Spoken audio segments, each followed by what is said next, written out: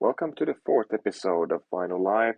Today we're talking about LinkedIn matched audiences and how to use company lists to create better ads in LinkedIn. And this is a shorter episode, so let's get to it right away. To the basics first. So when you're a B2B company, and obviously LinkedIn is a very good place to find the right personas in the right companies that you want to target your ads towards. So the first thing you need to think about is the sort of data foundation to make sure that the sales and marketing teams are aiming towards the same ideal customer profile. So for example, here at Vainu, we use HubSpot as our CRM, and of course we enrich it with Vainu's data. And we make sure that the sort of same named accounts or target accounts that our sales team is doing outreach to is actually the same target group that we do marketing towards. Now, most of Vainu's marketing budget is spent on LinkedIn, obviously, because that's where our audience spends a lot of their time. And that's a very good place to target specific personas that we have and specific companies. But it's very crucial to have alignment between sales and marketing. And that's why these matched audiences are a great thing, because you can exactly pinpoint your marketing efforts towards the same companies that your sales team is going after as well. Now, we'll talk about matched audiences versus LinkedIn's own audiences and what's the difference in those and why you should use matched audiences.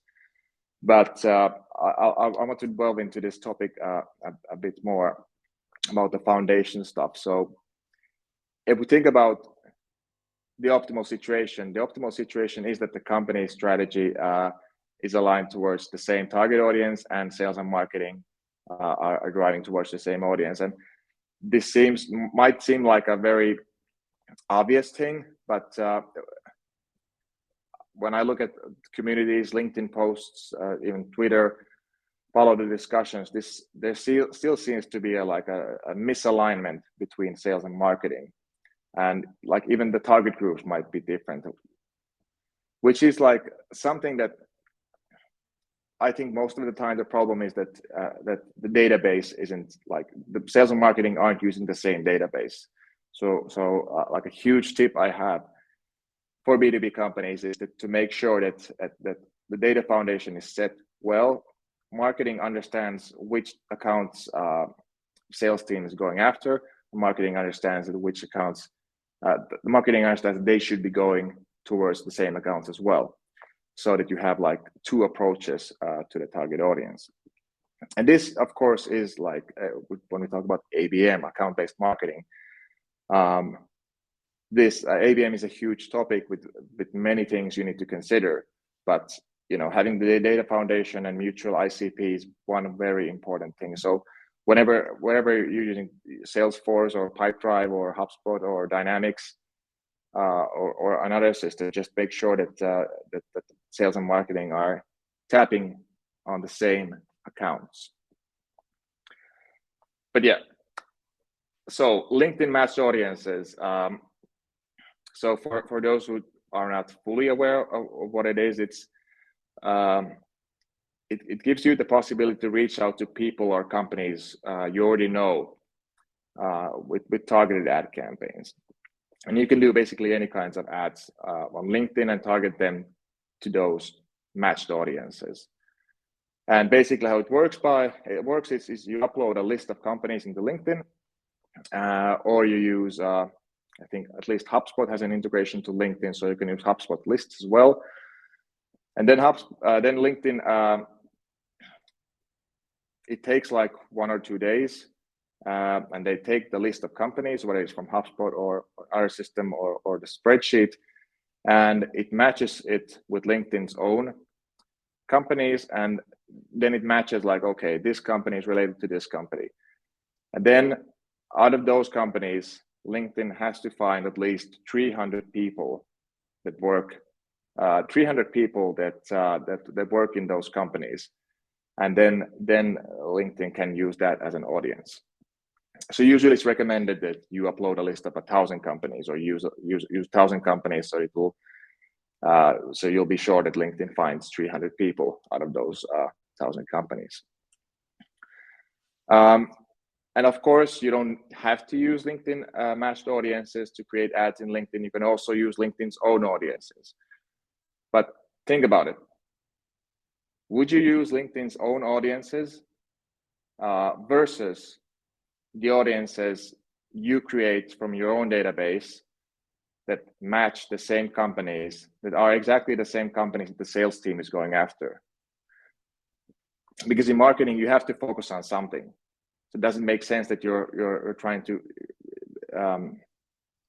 market to a large group that might not be in your ICP, or it doesn't make more sense to go exactly after the companies that are in your ICP. So that's the benefit of matched audiences. People always ask me, okay, is the hit rate better, or the targeting better, or the conversion rates better? My answer just is like, who do you want to target? With matched audiences, you can say that I want to target these exact companies. That's why we use matched audiences. Then we go into the topic of like, what kind of data points, if you have that list that you upload to LinkedIn, what kind of data points can you use to build the list?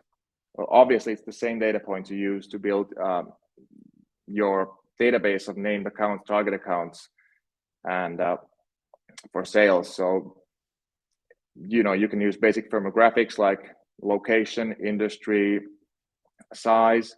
You can also add technologies to it, like, is a company using a certain chat tool, for example, or they're using an applicant tracking system. You can also use, like, have they recently been recruiting a lot of people, or are they expanding to another country? So when you define your ICP with all these data points, and sales and marketing are very much aligned to it, and everybody understands that these are the companies we're going after, you can build a very, very, very good list that ensures that you're going after like the right companies, and you get meetings, and you get deals closed. So it will be easy just to talk about, hey, upload this list of upload this list of companies to LinkedIn matched audiences, and everything works nicely. But actually, it starts way in the beginning of determining what your ICP is, and using like robust, rich company data to actually determine the exact audience. Because you don't want to have like you don't want to like go after all the companies in the Nordics, for example, or like only the companies that have a certain like revenue range. The more specific you are, the more focus you get, and the easier it is to prioritize with your sales and your marketing efforts of like which companies to target. And it's these days, prioritization is like a key to better sales results. I see a lot of these cases when companies have too wide ICPs, and they're going after everyone, but your sales team doesn't even have time to go through all the accounts that have been defined, like if the ICP is too wide. I'd rather have a narrower ICP, really focus on those companies than have it all spread out. But yeah, so if we go back to the practical stuff, let's say you have the data foundation, you've agreed on a tight ICP that the sales team and marketing team are aligned on. You have it in your database or your CRM. You take the list out, and then you upload it to LinkedIn. There's actually 3 important data points you need to include in that list that you upload to LinkedIn to ensure a great match rate, so that LinkedIn finds those companies and finds those people that are included in that list. So when you go to the matched audiences section in LinkedIn, you can download a template. And the template has multiple like columns, but the most important columns are basically company name, company website address, and LinkedIn link. And if you have the LinkedIn link, that ensures a very high match rate. Obviously, you can get that LinkedIn link from when you export a list of companies from Vainu. But those are the three important things to remember. So company name, company website address, and LinkedIn link. If you have those three columns filled up, the matched audience match rate will be very high. And then, of course, the final step is to actually upload the list to LinkedIn, and then it takes like 1 or 2 days, and then LinkedIn informs you that we built an audience based on the list that you uploaded. And then you have your ICP list that the sales team is going after, and it's an audience in LinkedIn. So also, like after that, when you've determined which companies you go after and you have the audience there, you can determine the personas. So, for example, we use when we have that company audience created in LinkedIn, we target that audience based on, we use the criteria of like job seniorities, let's say director level. Then we have member skills. For example, if they have skills in HubSpot or Salesforce. And then we add the job functions, and the job functions is actually a very good way of letting LinkedIn know that you're interested in those specific roles.